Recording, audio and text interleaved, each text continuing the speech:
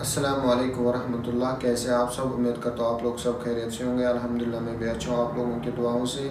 आज का जो वीडियो है वो है हज़रत इब्राहीम अलैहिस्सलाम के बारे में। उसकी स्टोरी आज हम जानेंगे। हज़रत इब्राहीम अलैहिस्सलाम कौन था, उसके कौम ने हज़रत इब्राहीम को आग में क्यों डाला। तो उस टाइम बुत परस्ती बहुत आम थी। आज हम यही जानेंगे। और जो आज हम कुर्बानी करते हैं ये हज़रत इब्राहीम का ही सुन्नत है। तो आज हम यही जानेंगे को कितने मुश्किलों का सामना करना पड़ा, आज हम इस वीडियो में जानेंगे। वीडियो बहुत लंबा है तो मैं आपका टाइम ज़ाया नहीं करना चाहता हूँ। पहले वीडियो ही देखते हैं, इंशाल्लाह उसके बाद और बातें करेंगे। अस्सलाम वालेकुम, मेरा नाम रमशा सुल्तान है। Welcome to my profit series. आज हम इब्राहीम अलैहिस्सलाम का वाक़या सुनेंगे। इब्राहीम अलैहिस्सलाम अल्लाह के बहुत ख़ास नबी थे जिन पर बहुत सारी आजमाइशें आईं। तो चलिए शुरू करते हैं with the real life story of profit Ibrahim अलैहिस्सलाम।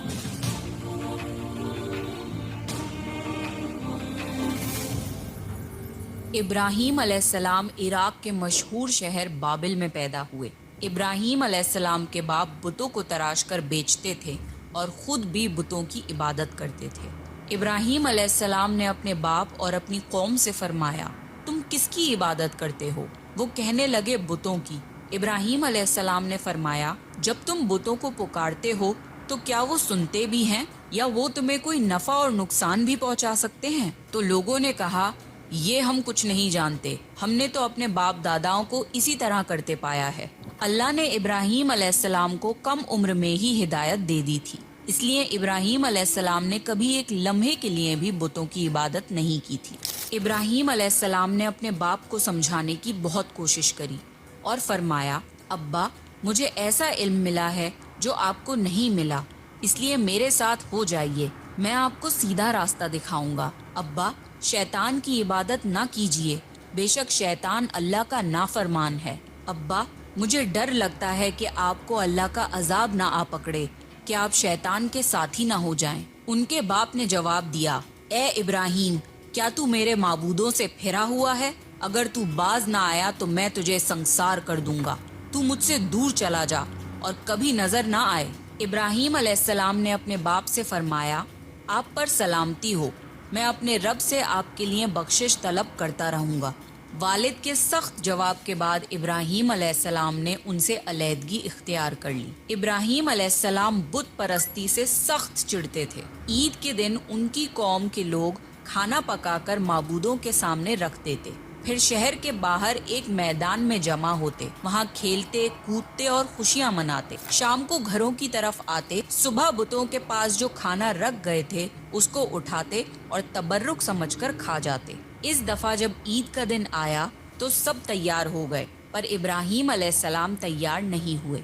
वो लोग जाने से पहले इब्राहीम अलैहिस्सलाम के पास आए और पूछा, क्या आप हमारे साथ नहीं जाएंगे? इब्राहीम अलैहिस्सलाम ने आसमान की तरफ निगाह की और फरमाया, मैं बीमार हूँ। वो लोग इब्राहीम अलैहिस्सलाम को छोड़कर चले गए। फिर इब्राहीम अलैहिस्सलाम उन बुतों के पास गए, देखा कि उनके सामने खाना पड़ा है और उन बुतों ने उस खाने को छुआ तक ना था। इब्राहीम अलैहिस्सलाम ने उन्हें मुखातिब करके कहा, ये इतना खाना तुम्हारे सामने पड़ा है, तुम इसको खाते क्यों नहीं?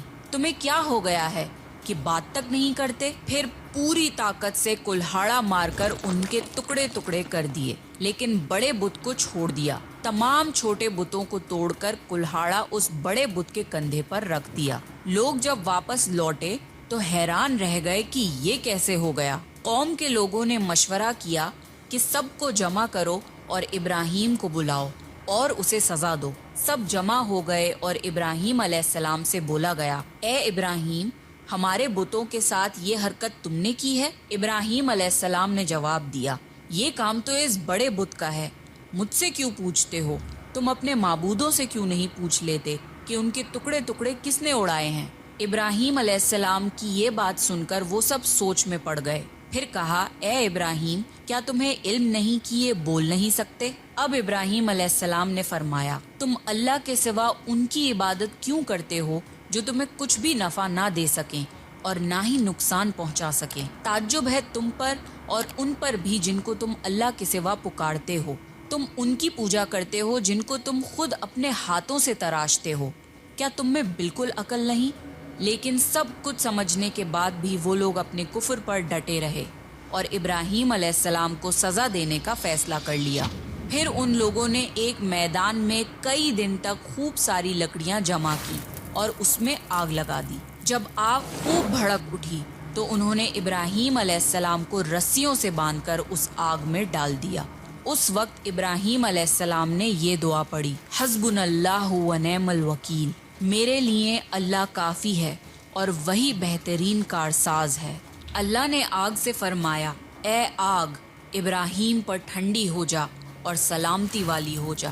چنانچہ جب ابراہیم علیہ السلام کو آگ میں ڈالا گیا تو وہ ٹھنڈی ہو گئی۔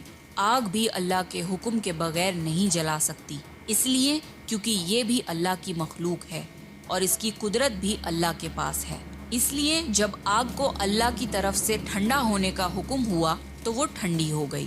آگ نے نہ ابراہیم علیہ السلام کے کپڑے جلائے اور نہ جسم کے کسی حصے کو نقصان پہنچایا، صرف وہ رسیاں جلائیں جن سے آپ کو باندھا گیا تھا۔ لوگ آگ کے آس پاس ابراہیم علیہ السلام کو جلتا ہوا دیکھنے کے لیے کھڑے تھے، لیکن وہ یہ دیکھ کر حیران رہ گئے کہ ابراہیم علیہ السلام بڑے ناز سے آگ کے درمیان بیٹھے ہیں۔ لوگ اس معجزے کو دیکھ کر حیرت زدہ تھے۔ پھر ابراہیم علیہ السلام آگ سے نکلے۔ اتنا بڑا معجزہ دیکھنے کے بعد بھی لوط علیہ السلام کے سوا کوئی ایمان نہیں لایا۔ پورے بابل شہر کے لوگ کفر ہی پر ڈٹے رہے۔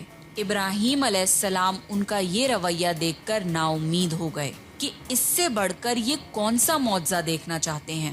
اس وقت بابل پر نمرود نامی بادشاہ کی حکومت تھی۔ جب اس کے پاس اس معجزے کی خبر پہنچی تو اس نے اپنے دربار میں ابراہیم علیہ السلام کو پیش کرنے کا حکم دیا۔ اس نے ابراہیم علیہ السلام سے ان کے رب کے بارے میں پوچھا۔ ابراہیم علیہ السلام نے جواب دیا، میرا رب وہ ہے جو زندہ کرتا ہے اور مارتا ہے۔ جواب میں اس نے کہا، میں بھی زندہ کرتا ہوں اور مارتا ہوں۔ اس نے حکم دیا کہ جیل سے 2 آدمیوں کو لے آؤ۔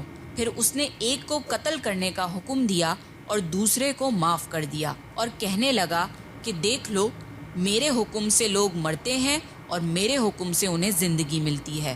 اس پر ابراہیم علیہ السلام نے کہا، بے شک اللہ سورج کو مشرق سے لاتا ہے، تو اس کو مغرب سے لے آ۔ اس پر نمرود کے پاس کوئی جواب نہ تھا۔ پھر اس نے ابراہیم علیہ السلام کو شہر سے نکل جانے کا حکم دیا۔ ابراہیم علیہ السلام عراق کو چھوڑ کر شام کی طرف چل دیے۔ یہاں پر انہوں نے اپنے چچا کی بیٹی سارہ علیہ السلام سے شادی کی اور یہیں رہنے لگے۔ اس شہر کے لوگ بتوں کی پوجا نہیں کرتے تھے بلکہ ستاروں کو پوجتے تھے۔ یہ لوگ رات کو عبادت کرتے تھے کیونکہ ستارے رات کو دکھتے ہیں۔ ایک رات ابراہیم علیہ السلام ان لوگوں کے ساتھ نکلے اور ایک چمکتے ہوئے تارے کو دیکھ کر مذاق میں بولے کہ یہ میرا رب ہے۔ پھر جب وہ تارا چھپ گیا تو بولے کہ یہ میرا رب کیسے ہو سکتا ہے جو چھپ جائے۔ اگلی رات انہوں نے چاند کو دیکھ کر بولا، یہ میرا رب ہے۔ پھر جب دن ہوا اور چاند چھپ گیا تو بولے، یہ رب کیسے ہو سکتا ہے؟ اگر دن کے وقت کسی کو اپنے رب کی حاجت ہوگی تو وہ کیا کرے گا؟ ان باتوں سے ابراہیم علیہ السلام ان لوگوں کو غور و فکر کی دعوت دے رہے تھے تاکہ وہ لوگ غور کریں۔ پھر جب دن ہوا اور سورج نکلا تو کہنے لگے، یہ میرا رب ہے، یہ تو سب سے بڑا ہے۔ لیکن جب وہ بھی غروب ہو گیا تو کہنے لگے، یہ بھی رب کہلانے کے لائق نہیں، یہ سب تو مخلوق ہیں اور ان کا خالق کوئی اور ہے۔ میں تو اس کی عبادت کرتا ہوں جس نے آسمان اور زمین کو پیدا کیا۔ ان لوگوں نے پھر بھی کفر ہی کیا اور کوئی بھی ایمان نہیں لایا۔ چنانچہ ابراہیم علیہ السلام نے پھر ہجرت کرنے کا فیصلہ کیا اور مصر جا پہنچے۔ مصر کے بادشاہ کو خبر ملی کہ ایک شخص ہجرت کر کے آیا ہے اور اس کے ساتھ ایک عورت ہے جو بہت حسین اور جمیل ہے۔ اس بادشاہ نے اپنے لوگوں کو بھیجا کہ اس عورت کو میرے پاس لے آؤ اور پتہ کرنا کہ اس کے ساتھ جو آدمی ہے وہ کون ہے۔ اگر وہ اس کا شوہر ہو تو اسے قتل کر دینا۔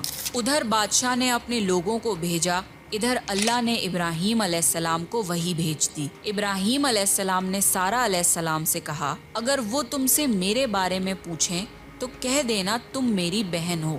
پھر انہوں نے سمجھایا کہ اس روح زمین پہ میرے اور تمہارے سوا کوئی ایمان والا نہیں، اس لحاظ سے تم میری دینی بہن ہو۔ اس ظالم بادشاہ نے سارہ علیہ السلام کو اپنے محل میں بلا لیا۔ جب اس نے سارہ علیہ السلام کے ساتھ بدکاری کرنے کے لیے اپنے ہاتھ آگے بڑھائے تو سارہ علیہ السلام نے اللہ سے دعا کی اور دعا کی برکت سے اس بادشاہ کا ہاتھ جم گیا۔ وہ بری طرح چیخنے لگا اور اس کے سارے ملازم آ گئے۔ یہ دیکھ کر سارہ علیہ السلام ڈر گئیں اور سوچا کہ اگر یہ مر گیا تو لوگ یہ سوچیں گے کہ میں نے اسے قتل کیا ہے۔ پھر انہوں نے اسے نجات دینے کے لیے اللہ سے دعا کی اور اس بادشاہ کا ہاتھ ٹھیک ہو گیا، پر اس نے پھر سے وہی حرکت کی، اس کا ہاتھ پھر جم گیا۔ ایسا 3 مرتبہ ہوا اور آخری بار اس نے سارہ علیہ السلام سے وعدہ کیا کہ اب کی بار اگر تو مجھے اس مصیبت سے نجات دلائے گی تو میں تجھے چھوڑ دوں گا۔ پھر سارہ علیہ السلام نے اللہ سے دعا کی اور وہ ٹھیک ہو گیا۔ پھر اس نے سارہ علیہ السلام کو عزت سے رہا کر دیا اور ان کی خدمت کے لیے اپنی بیٹی ہاجرہ کو ان کے ساتھ کر دیا۔ سارہ علیہ السلام جب واپس آئیں تو ابراہیم علیہ السلام نے فرمایا کہ اب ہم یہاں نہیں رہیں گے بلکہ واپس جائیں گے۔ پھر وہ لوگ واپس فلسطین چلے گئے۔ ابراہیم علیہ السلام کی عمر 86 سال کی ہو گئی، پر ان کی کوئی اولاد نہ تھی۔ تو سارہ علیہ السلام نے سوچا میں بانجھ ہوں اور ابراہیم علیہ السلام کو اولاد کی تمنا ہے، تو کیوں نہ میں ہاجرہ علیہ السلام کا نکاح ابراہیم علیہ السلام سے کرا دوں۔ پھر ابراہیم علیہ السلام اور ہاجرہ علیہ السلام کا نکاح ہو گیا۔ اللہ نے ابراہیم علیہ السلام کی اولاد کی دعا قبول کری اور بیٹے اسماعیل علیہ السلام سے نوازا۔ پھر اللہ کا حکم ہوا کہ اپنی بیوی ہاجرہ علیہ السلام اور بیٹے اسماعیل علیہ السلام کو لے کے مکہ روانہ ہوں۔ اس وقت مکہ ایک بالکل بنجر جگہ تھی۔ یہاں پر ابراہیم علیہ السلام اپنی بیوی بچے کو چھوڑ کر جانے لگے تو ہاجرہ علیہ السلام کو بہت حیرانی ہوئی اور وہ اپنے شوہر سے پوچھنے لگی، اے ابراہیم، ہمیں کہاں چھوڑے جا رہے ہو؟ یہاں نہ پانی ہے، نہ خوراک، نہ کوئی انسان۔ ابراہیم علیہ السلام نے کوئی جواب نہیں دیا اور چلتے رہے۔ ہاجرہ علیہ السلام ان کے پیچھے چلتی رہیں اور سوال کرتی رہیں کہ ہمیں کس کے حوالے کر کے جا رہے ہو؟ یہ تو بالکل بے آباد جگہ ہے۔ ابراہیم علیہ السلام نے پھر بھی کوئی جواب نہیں دیا۔ آخر ہاجرہ علیہ السلام نے ان سے پوچھا، کیا آپ کو اللہ نے اس کام کا حکم دیا ہے؟ تو ابراہیم علیہ السلام نے فرمایا، ہاں۔ تب سیدہ ہاجرہ مطمئن ہو گئیں اور بولی، اگر یہ بات ہے تو اللہ ہمیں بالکل ضائع نہیں ہونے دے گا۔ خوراک اور پانی چند دن میں ختم ہو گیا۔ پانی کا ایک بھی قطرہ نہ بچا۔ خوراک نہ ملنے کی وجہ سے ماں کا دودھ بھی خشک ہو گیا۔ اب بچہ بھوک سے بلکنے لگا۔ ہاجرہ علیہ السلام اپنے بچے کو بھوک سے روتا ہوا نہیں دیکھ سکتی تھی، اس لیے انہوں نے بچے کو وہیں چھوڑا اور پاس کی پہاڑی صفا کی طرف دوڑی کہ شاید کسی طرف پانی یا خوراک نظر آ جائے یا کسی انسان کی جھلک نظر آ جائے۔ جب کچھ نظر نہ آیا تو نشیب کی طرف پہنچی، پر جب انہیں بچہ نظر آنا بند ہو گیا تو تیزی سے مروہ کی پہاڑی کی طرف دوڑی۔ وہاں بھی کچھ نظر نہ آیا۔ خیال آیا کہ پھر سے کوشش کرنی چاہیے۔ اس طرح انہوں نے صفا اور مروہ کے درمیان 7 چکر لگائے۔ اللہ کو ہاجرہ علیہ السلام کی یہ ادا بہت پسند آئی اور اللہ نے ہاجرہ علیہ السلام کی اس سنت کو برقرار رکھنے کے لیے اسے حج کا حصہ بنا دیا۔ یہی وجہ ہے کہ مسلمان حج اور عمرے کے وقت صفا اور مروہ کے درمیان صحیح کرتے ہیں۔ جب وہ آخری مرتبہ مروہ پر پہنچی تب انہیں ایک آواز سنائی دی جو اسماعیل علیہ السلام کے قریب سے آ رہی تھی۔ وہ جلدی سے اپنے بچے کے پاس پہنچی تو دیکھا کہ اسماعیل علیہ السلام کے قدموں کے نیچے سے پانی پھوٹ رہا ہے۔ اللہ نے جبرائیل علیہ السلام کو ہاجرہ علیہ السلام کی مدد کے لیے بھیجا تھا۔ انہوں نے زمزم والی جگہ پہ اپنا پر مارا تو اسماعیل علیہ السلام کے قدموں کے پاس سے زمزم کا عظیم چشمہ جاری ہو گیا۔ اللہ نے اپنے ان بندوں کے لیے زمین پھاڑ کر ایک چشمہ نکال دیا۔ یہی آب زمزم کا آغاز تھا۔ ہاجرہ علیہ السلام پانی کو حیرانی اور خوشی سے دیکھ رہی تھیں۔ جب انہوں نے دیکھا کہ پانی چاروں طرف بہہ رہا ہے تو انہوں نے زمین کو کھودنا شروع کر دیا تاکہ پانی ادھر ادھر نہ بہہ جائے۔ پھر انہوں نے اس گڑھے کے چاروں طرف پتھر رکھ دیے اور بولی، زم زم، یعنی رک جا۔ نبی صلی اللہ علیہ وسلم کا فرمان ہے، اللہ اسماعیل علیہ السلام کی والدہ پر رحم فرمائے، اگر وہ جلد بازی سے کام نہ لیتی تو زمزم ایک بہنے والا چشمہ ہوتا۔ हाजरा अलैहिस्सलाम ने इस्माइल अलैहिस्सलाम को पानी पिलाया और खुद भी पिया। बस यही आबे ज़मज़म उनके खाने और पीने का काम देता था। कुछ ही दिनों में हिजरत करने वाला एक कबीला पानी की तलाश में वहां पहुंचा। उन्होंने हाजरा अलैहिस्सलाम से वहां पड़ाव डालने की इजाज़त मांगी। हाजरा अलैहिस्सलाम ने फरमाया, ठीक है, लेकिन आपको उजरत अदा करनी होगी। कबीले के लिए ये सस्ता सौदा था। उन्होंने फौरन हामी भर ली। इस तरह वहाँ रिहाइश शुरू हो गई और इस्माइल अलैहिस्सलाम वहाँ परवरिश पाते रहे। इस कबीले की मक्का में रिहाइश इब्राहीम अलैहिस्सलाम की दुआ का नतीजा थी। जब इब्राहीम अलैहिस्सलाम ने अपने बीवी बच्चे को बंजर जगह पे छोड़ा था तो ये दुआ मांगी थी, ऐ हमारे परवरदिगार, मैंने अपनी कुछ औलाद इस बेआबाद जंगल में तेरे घर के पास बसाई है, ये इसलिए कि वो नमाज कायम करें। बस तू कुछ लोगों के दिलों को उनकी तरफ माइल कर दे और उन्हें फलों की रोजियां अता फरमा ताकि ये शुक्रगुजारी करें। दिन गुजरते रहे और इस्माइल अलैहिस्सलाम मक्का में बड़े होते रहे। इब्राहीम अलैहिस्सलाम हर साल 1-2 बार अपने घराने की देखभाल के लिए चक्कर लगाते थे। जब इस्माइल अलैहिस्सलाम ने होश संभाला तो एक बार फिर आजमाइश का वक्त आ गया। इब्राहीम अलैहिस्सलाम ने ख्वाब में देखा कि वो इस्माइल अलैहिस्सलाम को ज़िबा कर रहे हैं। उनकी नींद खुल गई। इब्राहीम अलैहिस्सलाम जानते थे कि अंबियाओं के ख्वाब अल्लाह की तरफ से वही होते हैं, लिहाजा उन्होंने इस ख्वाब के मुताबिक अमल करने का इरादा कर लिया। इब्राहीम अलैहिस्सलाम ने इस्माइल अलैहिस्सलाम से फरमाया, मेरे प्यारे बेटे, मैंने ख्वाब में देखा है कि मैं तुम्हें ज़िबा कर रहा हूँ। अब तुम बताओ कि तुम्हारी क्या राय है। इस्माइल अलैहिस्सलाम ने फरमाया, ए अब्बा जान, आपको जो हुक्म मिला है उसको कर गुजरिए, इंशाअल्लाह आप मुझे सब्र करने वालों में पाएंगे। बाप बेटे दोनों अल्लाह का हुक्म पूरा करने के लिए पेश हो गए। इस्माइल अलैहिस्सलाम ने अपने वालिद से फरमाया, जब आप मुझे ज़िबा करने लगें तो मेरी पेशानी ज़मीन पर रख दिएगा ताकि आपको मेरा चेहरा ना नज़र आए और कहीं आपके हाथ रुक न जाएं। इब्राहीम अलैहिस्सलाम ने ऐसा ही किया और आंखों पर पट्टी बांध ली। अब उन्होंने छुरी पकड़कर गर्दन पर चला दी, लेकिन छुरी ने गर्दन ना काटी।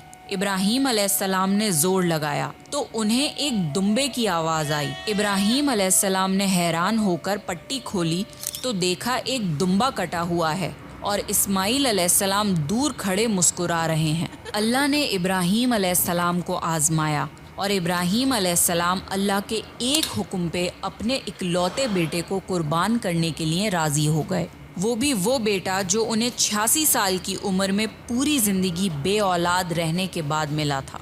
अल्लाह जालिम बादशाह नहीं। अल्लाह ने इब्राहीम अलैहिस्सलाम से उनके बेटे को नहीं छीना, बल्कि जिब्राईल अलैहिस्सलाम को भेज के इस्माइल अलैहिस्सलाम की जगह जन्नत का एक खूबसूरत दुम्बा कुर्बान कर दिया। इसके बाद से अल्लाह ने दुनिया भर में इब्राहीम अलैहिस्सलाम की इस सुन्नत को ज़िंदा रखा और आज भी दुनिया भर में मुसलमान हज के मौके पर कुर्बानी करते हैं ताकि अल्लाह की राह में इब्राहीम अलैहिस्सलाम की तरह कुर्बानी करने का जज्बा पैदा हो। एक इकलौते बेटे की कुर्बानी के लिए तैयार हो जाने के सिले में और सारा अलैहिस्सलाम की अज़मत और नेकी के बदले अल्लाह ने उन्हें एक और बेटे इसहाक अलैहिस्सलाम की खुशखबरी दी। इब्राहीम अलैहिस्सलाम तब 120 साल के थे और सारा अलैहिस्सलाम 90 साल की थी। दोनों पर बुढ़ापा तारी हो चुका था। अल्लाह ने ये खबर सुनाने के लिए फ़रिश्ते भेजे। फ़रिश्तों ने इब्राहीम अलैहिस्सलाम को सलाम किया और बेटे इसहाक अलैहिस्सलाम की खुशखबरी दी। ये सुनकर सारा अलैहिस्सलाम बहुत हैरान हुई। कहने लगी, क्या मैं बच्चा जनूंगी? हालांकि मैं बांझ हूँ और मेरे खाविंद बूढ़े हो चुके हैं। ये तो हैरत की बात है। इस पर फरिश्तों ने कहा, अल्लाह के फैसले पर ताज्जुब ना कीजिए, ये तो अल्लाह की आप पर रहमत है, बेशक वो काबिल तारीफ है। इब्राहीम अलैहिस्सलाम इस्माइल अलैहिस्सलाम से मिलने मक्का आते रहते थे। एक मर्तबा उन्होंने फरमाया, ए मेरे बेटे, अल्लाह ताला ने मुझे हुक्म दिया है कि इस मुकाम पर अल्लाह का घर तामीर करना होगा। इस्माइल अलैहिस्सलाम ने फरमाया, मैं हाजिर हूँ। फिर इब्राहीम अलैहिस्सलाम और इस्माइल अलैहिस्सलाम ने मिलके काबा की तामीर की। जब वो बैतुल्लाह की बुनियादों को बुलंद कर रहे थे तो दुआ मांग रहे थे कि ए हमारे रब, हमारी मेहनतों को कबूल फरमा, तू दुआ को सुनने वाला जानने वाला है और हमें अपना फरमा बरदार बना। ہماری اولاد میں سے بھی ایک فرما بردار گروہ بنا اور ہمیں عبادت کا طریقہ سکھا اور ہم پر رجوع فرما، کیونکہ تو ہی توبہ قبول کرنے والا اور رحم فرمانے والا ہے۔ اے ہمارے رب، ان پر انہی لوگوں میں سے ایک رسول بھیج جو ان پر تیری آیت کی تلاوت کریں اور تیری کتاب اور حکمت سکھائیں اور انہیں پاک کریں، یقیناً تو غالب اور حکمت والا ہے۔ تعمیر کے وقت اللہ نے جنت سے ایک پتھر بھیجا تھا جس کا نام حجر اسود تھا۔ یہ پتھر نہایت سفید تھا۔ اب یہ پتھر لوگوں کے گناہوں کی وجہ سے کالا ہو گیا ہے۔ تعمیر کے وقت ابراہیم علیہ السلام ایک پتھر پر کھڑے ہوئے۔ وہ ننگے پیر تھے۔ اسی وقت پتھر پگھل گیا اور پتھر پر ان کے پیروں کے نشانات آ گئے۔ اسی پتھر کو آج مقام ابراہیم کہا جاتا ہے اور آج بھی لوگ اسے دیکھ سکتے ہیں۔ اس طرح کعبہ تعمیر ہوا۔ اللہ نے ابراہیم علیہ السلام کو حکم دیا کہ لوگوں میں حج کا اعلان کرو۔ اس پر ابراہیم علیہ السلام نے فرمایا، اے اللہ، میری آواز بھلا کس کس تک پہنچے گی؟ اللہ نے جواب دیا، آپ کے ذمے آواز لگانا ہے، پہنچانا ہمارا کام ہے۔ پھر ابراہیم علیہ السلام عرفات کے پہاڑ پہ چڑھے اور آواز لگائی، لوگوں، بیت الحرم کا حج کرو۔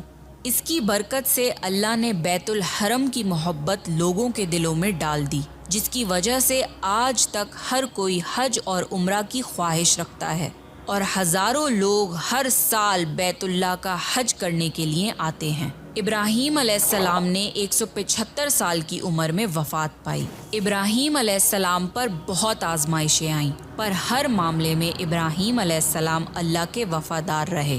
اس لیے اللہ نے ابراہیم علیہ السلام کو خلیل الرحمن کے لقب سے نوازا، یعنی اللہ کا دوست۔ تو یہ تھا ابراہیم علیہ السلام کا بہترین واقعہ۔ اگر آپ کو پروفٹ سیریز میں انٹرسٹ ہے تو پلیز میرے چینل کو سبسکرائب کر لیجئے۔ آپ کو یہ ویڈیو سیریز کیسی لگ رہی ہے پلیز جی ہاں دوستو، آپ نے یہ ویڈیو دیکھا ہوگا، ماشاءاللہ بہت ہی انٹرسٹنگ ویڈیو تھا، مزہ آ گیا دیکھنے میں۔ تو اس ویڈیو سے یہ پتہ چلتا ہے کہ جتنے بھی پیغمبر آئے انہوں نے بہت سے آزمائشیں جھیلی ہیں، انہیں بہت سے مشکلاتوں کا سامنا کرنا پڑا۔ اللہ ان کو ہر طریقے سے آزماتا ہے، چاہے مال کے ذریعے سے، چاہے صحت کے ذریعے سے، چاہے تکلیف بیماری کے ذریعے سے۔ تو یہ ہر ایک جو بھی مومن ہوتا ہے یا جو بھی توحید پسند ہوتا ہے، ان کو آزمائشیں آتی جاتی رہتی ہیں۔ تو ہمیں ان آزمائشوں پہ صبر کرنا چاہیے تاکہ ہم کامیاب ہو جائیں۔ اللہ دیکھنا چاہتے ہیں کہ اگر میں اس مومن کو آزمائش ڈالوں گا، کوئی مصیبت ڈالوں گا، کہیں یہ ادھر ادھر نہ بھٹک جائے، تو اللہ یہ دیکھنا چاہیے، ہمارا فائدہ ہوتا ہے۔ جو آخرت کی زندگی ہے وہ ہمیشہ کے لیے ہے، تو اللہ چاہتا ہے کہ میرا جو بندہ ہے وہ جنت میں جائے۔ تو ہمیں چاہیے کہ آزمائشوں پہ صبر کرے، ہمیں ادھر ادھر نہیں بھٹکنا چاہیے۔ اگر کسی کو تکلیف ہوتا ہے تو پھر وہ فلانی بزرگ کے پاس جاتا ہے، فستانی بزرگ کے پاس جاتا ہے، اپنا ایمان برباد کرتا ہے، تو اسی میں اس کو نقصان ہوتا ہے۔ تو اللہ ہمیں توحید پہ قائم رکھے۔ تو انشاءاللہ مجھے تو بہت ہی اچھا لگا یہ ویڈیو۔ آپ کو کیسا لگا یہ ویڈیو؟ امید کرتا ہوں آپ کو بھی یہ اچھا لگا ہوگا۔ انشاءاللہ ملتے ہیں نیکسٹ ویڈیو میں، تب تک کے لیے السلام علیکم ورحمۃ اللہ۔